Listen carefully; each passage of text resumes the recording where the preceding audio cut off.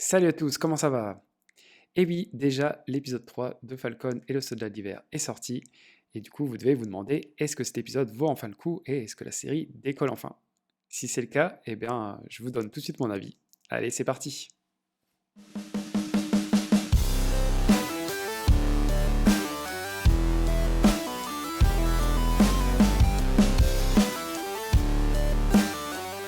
Pour commencer, le premier point positif de cet épisode, c'est l'entrée en matière du Baron Zemo.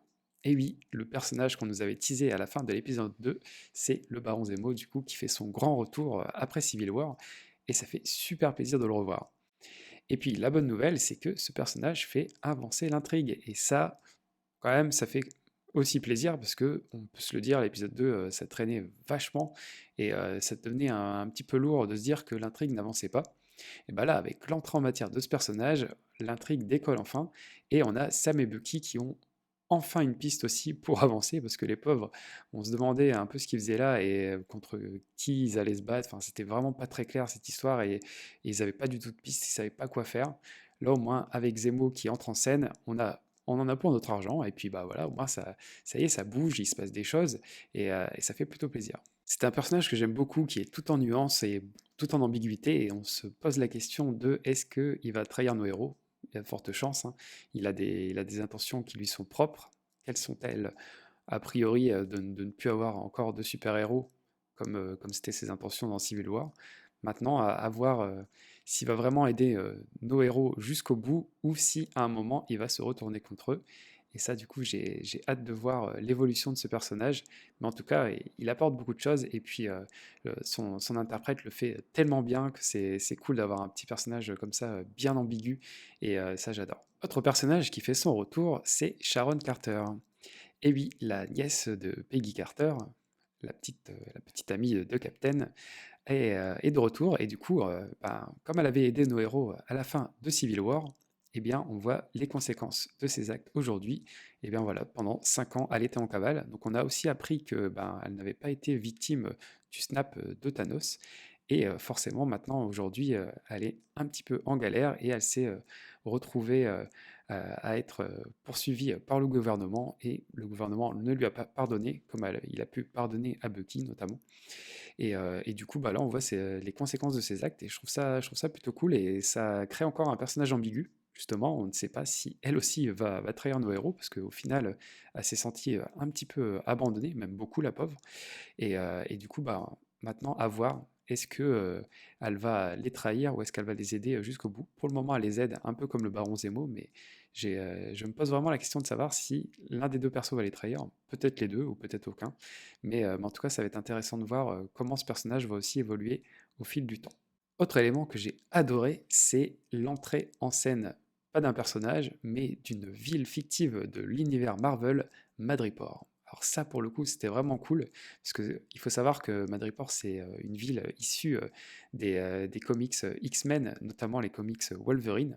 C'est une ville fictive où la pègre a élu domicile et où il y a beaucoup d'échanges, notamment dans les bas-fonds. Et c'est une ville où il y a beaucoup de différences en fait entre les riches et les pauvres. Du coup, ce qu'ils appellent le High Town et Low Town. Et en fait, dans la Low Town, c'est là où il y a bah, tous les trafics. Et on découvre enfin cette ville. Et c'est très très cool de la voir enfin apparaître dans l'univers Marvel. Et du coup, de faire son entrée en scène dans la série Falcon et le Soldat de l'Hiver. Et en plus, visuellement, ça en jette, donc ça c'est plutôt cool et vraiment très content de voir. Alors, la ville, pour le coup, elle est futuriste et tout, un peu comme ils ont pu faire avec le Wakanda, mais ça rend plutôt bien à l'écran et ça c'est très très cool. Autre élément que j'ai bien aimé, c'est comment est traité le nouveau Captain America. En fait, on voit l'évolution du personnage, on voit son petit côté obscur et on le voit tout doucement bah, descendre vers ce côté obscur, se diriger vers le côté obscur. Et j'aime bien comment c'est traité, c'est assez intéressant de se dire, est-ce qu'au final il va totalement, basculer, du côté, des méchants, être totalement à l'opposé, des idéaux, de Captain America, le vrai? Et voilà, en fait, on sent que c'est un personnage torturé qui a du mal, avec le poids, du bouclier, avec le poids du costume et qui, est un peu limité, dans ses actes. Mais voilà, j'ai hâte de voir comment ça va évoluer et ce qu'ils vont faire avec ce perso. Venons-en au point que j'ai un petit peu moins aimé dans l'épisode, notamment le premier point, c'est les effets spéciaux. Et oui, pour le coup, voilà, on a des petites scènes d'action. Il y avait une scène de combat qui était plutôt bien faite. Alors par contre, le reste, on se dit, qu'est-ce qu'ils font? Est-ce qu'ils ont gardé tout le budget pour le dernier épisode? Pour le moment, la seule vraiment bonne scène d'action que j'avais vue, c'était dans le premier épisode, je vous en avais parlé. Mais là, les scènes d'action sont pas folles, les effets spéciaux sont pas fifous. Et puis, bon, bah là, voilà, on a eu une bataille dans un container. Enfin, voilà, il y a des containers et tout. C'est quoi ce décor de combat? Ça, c'est vraiment pas top. Et puis, l'action était pas folle. C'est dommage. On a un cadre comme Madripoor qui est juste exceptionnel. Et au final, on voit juste les containers de Madripoor. Alors, c'est cool, on l'a vu de loin, la ville était magnifique. On s'attend à en voir plus à l'intérieur. Et au final, on voit pas grand-chose. On voit une boîte de nuit, un bar. C'est quand même assez limité et c'est dommage de réduire la ville de Madripoor à si peu, alors qu'il y a un potentiel énorme pour faire des trucs vraiment très cool avec cette ville. Et c'est un théâtre terrible pour faire des super scènes d'action. Et petit gâchis là-dessus, du coup, j'espère vraiment qu'on va revoir cette ville de Madripoor. Euh, Si on la revoit pas dans la série, j'espère qu'on la reverra dans les films, parce que sinon, ça serait vraiment un beau gâchis d'avoir juste montré cette ville pour quelques secondes. Autre chose que je n'ai pas aimé, c'est la multiplication des intrigues. J'aime bien quand il y a des intrigues multiples, mais quand c'est bien ficelé. Là, pour le coup, on a plein d'intrigues, on a plein de personnages. Là, on a quand même les Flag Smashers, on a le Captain America, on a le Baron Zemo, on a Power Broker qu'on n'a pas encore vu, on a Sharon Carter, on a les intrigues de Sam et Bucky. Enfin, là, ça commence à faire un petit peu beaucoup d'intrigues, et du coup, je me pose la question de savoir où est-ce que ça va aller, parce que ça- quand toutes les intrigues vont se recouper, ça va peut-être être cool, mais là, pour le moment, la série traîne à cause du fait qu'il y ait trop d'intrigues en même temps. Et bah, là, on l'a vu dans l'épisode, on a très peu vu le nouveau Captain, parce que voilà, on s'est intéressé à d'autres personnages. Alors c'est bien de s'intéresser au perso, mais j'espère qu'à partir de cet épisode 4, toutes les intrigues vont commencer à se recouper entre elles et que ça va donner quelque chose de cool. Parce que pour le moment, voilà, ça traîne, on présente chaque personnage, chaque intrigue, c'est bien, mais il faut pas que ça traîne trop longtemps. Là, pour le moment, ça prend vraiment trop son temps et c'est vraiment dommage.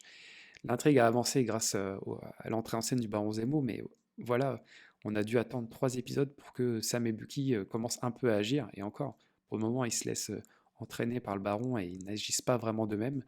Du coup, j'ai quand même hâte que les intrigues s'entrecoupent et qu'on ait un fil rouge qui se retrouve, parce que là, par exemple, les Flag Smashers, je ne sais vraiment pas, enfin, on a une idée de ce qu'ils veulent faire, mais au final, c'est assez vague et on se demande comment ça va se recouper tout ça. Est-ce qu'il va y avoir une énorme bataille finale avec tout le monde?